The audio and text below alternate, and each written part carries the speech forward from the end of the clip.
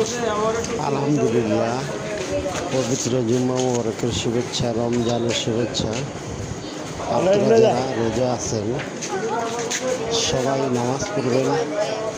নামাজের জন্য রোজা থাকা মানে নামাজ পড়া আরেকটা ফজিলত, আর রোজার ফজিলত স্বয়ং আল্লাহ নিজে এটা দিবে, আমরা এই জায়গায় কোনো হাত নাই।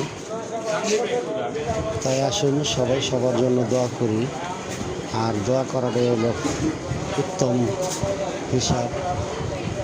আর এই দেশে যেরকম যুদ্ধ লেগে আছে, আমরা চাই না এই যুদ্ধ হইলে আমাদের দেশের অনেক ক্ষতি।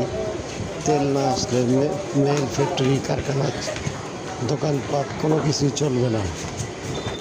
সেই জন্য আমরা চাই এই যুদ্ধ থেকে বিরত আমরা সবসময় ভালো থাকার চেষ্টা করি। মুসলমান জাতিকে সবাই দোয়া করুন, সবাই হেফাজতে থাকুন, সবাই সবার জন্য দোয়া করুন।